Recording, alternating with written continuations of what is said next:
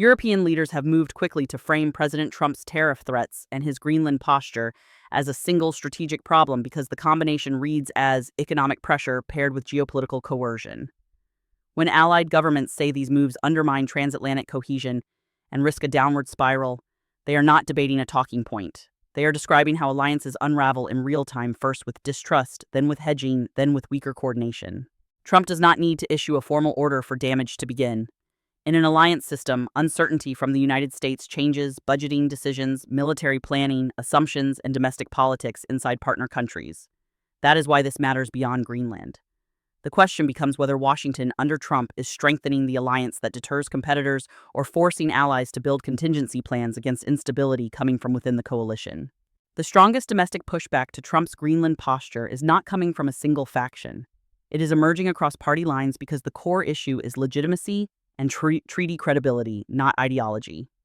Critics argue Trump is presenting Greenland as a prize rather than approaching it as a sovereign community linked to a NATO ally. Others dispute Trump's framing that this is purely about security, insisting the public should separate genuine defense requirements from rhetoric that sounds like acquisition. The responsible standard in U.S. governance is simple. If the United States has Arctic security needs, those needs should be pursued through consent-based cooperation, not through language that suggests taking control. Under Trump, the rhetoric itself becomes the risk factor that forces allies and Congress to react. A hypothetical military move against Greenland would not be a normal foreign policy dispute. It would be a direct challenge to the logic of NATO itself because it would invert the alliance from mutual defense into internal confrontation. That is why officials and lawmakers warn that Trump's rhetoric, when it leaves force unruled out, creates a credibility crisis even before any action occurs. NATO's Article 5 is built on the assumption that threats come from outside the alliance and that allies do not threaten each other's sovereignty. If Trump treats a NATO partner's territory as a target for coercion, the United States would be asking the alliance to survive an impossible contradiction. That is not a negotiating tactic. It is an institutional stress test with global consequences. The congressional travel to Denmark and onward to Switzerland is best understood as institutional reassurance, a signal that the United States is larger than any single leader, including President Trump, and that alliance relationships are not meant to be renegotiated through threats. When members of Congress meet with prime ministers, parliamentarians, and business leaders, they are not merely gathering impressions. They are trying to stabilize expectations and prevent panic-driven miscalculation. Under Trump, allies are forced to ask what Washington truly intends, and congressional presence functions as a partial answer. Any serious step involving tariffs that reshape trade, or any military decision that touches war powers inevitably runs through Congress. The next question is whether that reality can constrain Trump's rhetoric before it becomes policy friction. The alliance story Denmark tells is not abstract. It is grounded in shared sacrifice after 9/11, when Article 5 was invoked, and Danish forces fought and died alongside Americans. That history matters because it defines what ally means in practice, not an asset to be acquired, but a partner that accepted risk for the United States. When Trump's Greenland rhetoric is heard in Copenhagen and Nuuk, it collides with that memory and creates a moral and political shock. Congressional delegations laying wreaths and honoring fallen allies is not symbolism for show. It is a reminder that trust is built with blood and duty, and it can be damaged quickly by careless threats. Trump's words therefore carry costs that cannot be repaired by bargaining wins. Allies are watching Trump's posts and statements in real time, and the speed of that information flow intensifies the problem. A single phrase can become a national debate overnight. The practical diplomatic question is not whether allies understand U.S. security interests. It is whether they can trust the United States under Trump to pursue those interests without crossing the line into coercion. That is why congressional voices emphasize a basic constitutional guardrail: major actions, whether economic or military, cannot be treated as personal projects. The reassurance message is straightforward. The United States has institutions that insist on process, and process exists to prevent impulse from becoming conflict. The immediate task is to make that message credible despite Trump's public posture. Congressional war powers are not a technicality. They are the mechanism that prevents the United States from sliding into conflict based on rhetoric. Lawmakers are emphasizing that any military action involving a NATO partner's territory would require Congress, and that point is directed at the public as much as it is directed at Trump. The same logic applies to sweeping tariff threats. Congress controls funding oversight and can legislate constraints when policy becomes destabilizing. Under Trump, the institutional message is that legitimacy requires deliberation, and deliberation is not weakness. The next step is whether enough members of Trump's party will publicly commit to that constitutional role in a way that allies can see and believe. There's a practical irony in Trump's purchase or control. Framing partners in the region have already indicated openness to deeper security partnership without any change in sovereignty. Greenland's strategic value for early warning and Arctic stability can be addressed through basing agreements, infrastructure investment, and joint planning tools the United States has used for decades. If the United States once operated more facilities and later reduced its footprint, that history suggests the policy problem is not access. It is prioritization. Under Trump, the fixation on acquisition risks, distracting from the achievable path, expanded cooperation that improves security outcomes and preserves allied dignity. The most credible security policy is the one that can be implemented without forcing partners into humiliation politics. Claims about immediate threats from Russia or China in Greenland must be handled with discipline, because policy should be driven by verified risks, not by generalized fear. A responsible approach is to define the measurable requirements, monitoring, missile warning, maritime awareness, and resilient logistics, and then negotiate lawful solutions that strengthen those capabilities. Trump can argue for urgency, but urgency must attach to deliverables, not to sovereignty revision. When lawmakers say the current posture should be rolled back, they are effectively saying separate strategic planning from political spectacle. If the goal is Arctic stability, the United States should build capability with allies, not produce anxiety that makes capability harder to build. Trump's rhetoric has made that distinction unavoidable.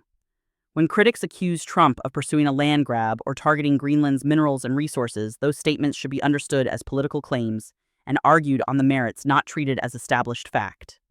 The policy point beneath the rhetoric is still serious when a U.S. president frames territorial control as unacceptable to forego it, invites the world to question motives, and undermines the legitimacy of any security rationale. The United States does have a legitimate interest in secure supply chains and strategic materials, but legitimacy depends on method, partnership, transparent investment, and respect for sovereign consent. If Trump wants strategic access, the fastest route is to build agreements that partners can publicly defend. The moment the method resembles coercion, the legitimacy collapses and the security argument becomes harder to sustain. The realistic compromise space is not about changing flags. It is about deepening cooperation in ways that increase Arctic stability and protect both North America and Europe. That means more joint surveillance, better infrastructure, clear protocols for crisis response, and consistent diplomatic engagement that treats Denmark and Greenlandic representatives as partners, not obstacles. Trump's instincts may be transactional, but transactions can be structured around lawful mutual benefit rather than political absorption.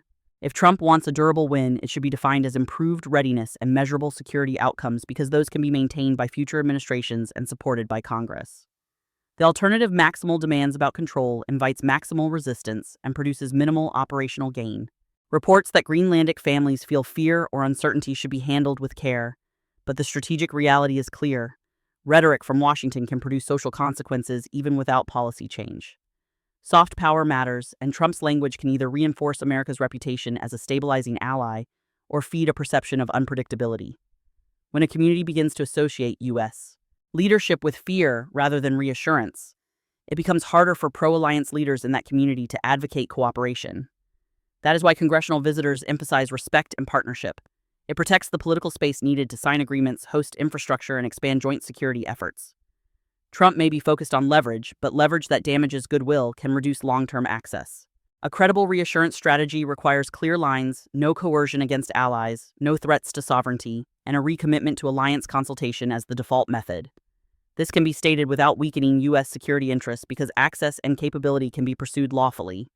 Trump's rhetoric has created a moment where U.S. institutions must speak in full sentences, not hints. If the administration wants cooperation, it should focus on what partners have already signaled: they welcome a stronger U.S. role in Arctic stability through partnership. The message to Trump should be pragmatic. You can get more by building trust than by escalating pressure and the outcomes you want. Warning systems basing options, logistics, resilience are easier to achieve when allies are confident rather than alarmed. Domestic governance priorities are not a distraction from national security. They are part of it, because a country that cannot manage costs, social stability, and public confidence cannot sustain a coherent foreign policy. That is why some lawmakers urge Trump to refocus on the United States lowering costs, reducing street-level tension, and strengthening the economy while maintaining alliance partnerships. The strategic critique is that Trump is spending political capital on a territorial fixation that generates resistance rather than on deliverables that would strengthen U.S. security and prosperity simultaneously. It is possible to pursue Arctic readiness while also prioritizing domestic resilience. The choice is not America versus allies. It is whether Trump uses policy to build stability or to generate unnecessary conflict. Tariffs used as pressure against allies risk turning economic interdependence into political weaponization, and that can backfire by encouraging partners to diversify away from U.S. markets and supply chains. When allied leaders warn of a downward spiral, they are describing a pathway where retaliation becomes normalized and cooperation becomes transactional under threat. Under Trump, the strategic cost is that economic disputes bleed into security cooperation, and security cooperation is what deters adversaries in contested regions like the Arctic. A disciplined approach would separate trade negotiations from alliance commitments, ensuring that economic leverage does not erode military trust. Trump's current posture blurs those lines, making every issue feel like a test of submission rather than a negotiation among partners. A bipartisan resolution condemning threats toward Greenland and warning that military action requires Congress is the clearest sign that U.S. institutions are preparing guardrails around Trump's rhetoric. This is not about humiliating a president. It is about protecting constitutional process and preventing alliance rupture. When lawmakers highlight that Congress must be invited in, they are defending the separation of powers and signaling to allies that the United States still recognizes legal constraints.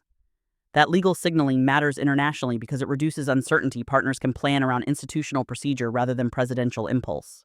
Under Trump, the public debate itself becomes a form of deterrence against reckless escalation because it raises the political and legal costs of turning rhetoric into action.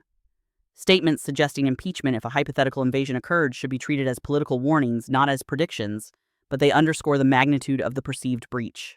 The point being made is that a move against a NATO ally's territory would trigger a constitutional confrontation at home and a credibility collapse abroad.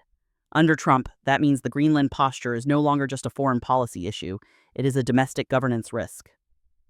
The practical effect is to narrow Trump's room to maneuver because the more extreme the rhetoric, the more aggressively institutions will move to constrain it. That is why strategy should focus on off-ramps pathways for Trump to claim strength while returning to lawful cooperation. Without off-ramps, the system drifts toward escalation by inertia and pride. Republican decision-making becomes pivotal because Trump's party controls whether guardrails have enough force to matter. Some Republicans may view restraint as necessary to protect NATO and constitutional norms. Others may fear political backlash from opposing Trump. That tension is exactly what allies are watching because it reveals whether U.S. commitments are anchored in institutions or in personal loyalty. The key point is not a whip count. It is the existence of a credible coalition willing to publicly assert Congress's role. If that coalition grows, it reduces the probability that Trump's rhetoric becomes policy. If it shrinks, allies will hedge more aggressively. Either way, the political signal coming from within Trump's party shapes the alliance environment as much as any diplomatic meeting. Comparisons to other operations and precedents are politically tempting, but the Greenland scenario is structurally different because it involves a NATO ally and therefore touches the foundation of U.S. post-war strategy.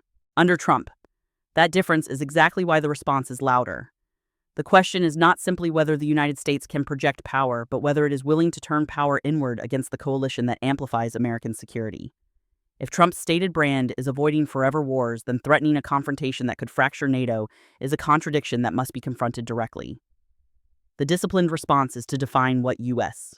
security requires, pursue it through lawful agreements, and treat sovereignty threats as off-limits. Anything else risks turning a strategic advantage the alliance into a self-inflicted vulnerability. A workable policy under Trump would be capability first and consent-based, expand early warning coverage, upgrade infrastructure, strengthen joint exercises, and formalize crisis coordination while making explicit that the United States seeks partnership, not possession. That approach protects U.S. interests and gives allies political space to cooperate. It also gives Trump a measurable definition of success that Congress can fund and oversee, which makes the outcome durable. The alternative path, maximal claims about control, paired with tariffs, creates resistance, invites hedging, and ultimately reduces access. In strategy, access is the prize. Ownership is a distraction when it destroys legitimacy. A president who wants results should choose the method that produces more operational freedom, not less. The long-term credibility question is unavoidable. Even if Trump later moderates his language, allies will remember that a U.S. president publicly entertained coercive possibilities. That memory shapes future cooperation because it raises the cost of trust. The United States can reduce the damage by having institutions speak clearly, Congress asserting war powers, leaders reaffirming alliance commitments, and the executive branch emphasizing cooperation rather than threats. This is not about partisan messaging. It is about stabilizing an environment that deters competitors and preserves U.S. leadership. The deeper strategic lesson under Trump is that legitimacy is not a moral luxury. It is the engine that makes alliances work. When legitimacy erodes, The United States must spend more power to accomplish less. The bottom line is that President Trump's Greenland posture has forced the United States to choose between two models of leadership: respect-based partnership or fear-based coercion. A responsible national approach rejects the idea that allies are assets and insists that any major step tariffs that reshape economies or military actions that implicate war powers must be grounded in law, process, and consent. The strategic path forward is available and practical. Deepen Arctic cooperation, invest in shared capability, and reinforce NATO unity rather than gambling it. The serious question for viewers is not whether Greenland is important it is, but whether American leadership under Trump will produce more stability or more unnecessary conflict. If you want more analysis like this, follow the channel, Tin Kin, and stay engaged, because the next phase will be defined by what Congress, allies, and the White House do, not just what gets posted.